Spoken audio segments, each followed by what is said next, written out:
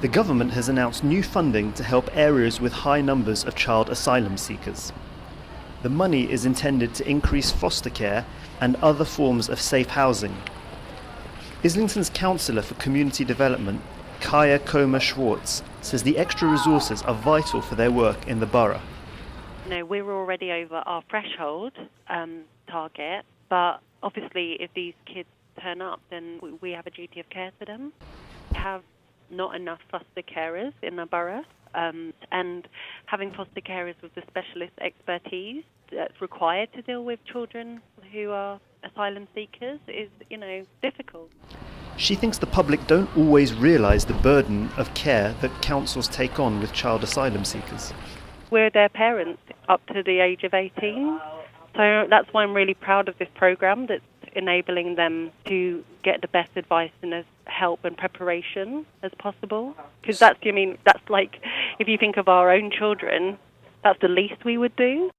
Ruby Trudgeon's family have been foster carers for 2 child asylum seekers, Hiraj, who's 17, and Saeed, who's 16, both from Afghanistan. She thinks the foster programme is a vital support to child asylum seekers, and being part of a family here helps them adjust to their new lives. They're cooked for, they have a house, they need lifts anywhere. Obviously the point is that it's assisted living, so you're meant to be doing your washing, cleaning and helping out with the cooking and stuff. The foster system is, in almost all cases, a big improvement on the alternative. I know that Iraj, when he was staying in some of the hostels before he was granted leave to remain, before he moved into foster care, they got a lot of racial abuse, and they found that really hard.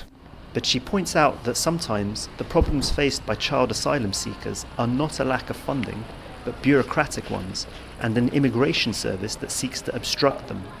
I think it's very much find it out for yourself. There's no one really there to direct you in who you should be talking to, where you should be talking. So a lot of them have, like, I know Raj has the initiative, he's Googling stuff, finding out what to do, but also word of mouth through the community. Saeed is another child asylum seeker we spoke to. He tells a similar story about the immigration service. Going through all that Home Office the system, which is really sad, and they keep on reminding you of your past and keep on asking stuff about your past which you don't really want to talk about.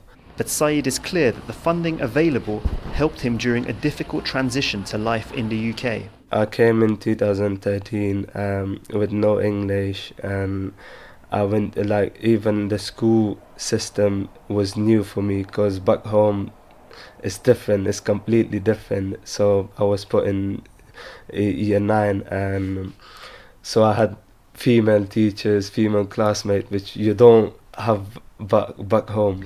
With boroughs like Islington under pressure to provide services for vulnerable children like Saeed, this additional funding boost is welcome news. But it's clear from speaking to those with first-hand experience of the system that more money will not be a panacea for child asylum seekers.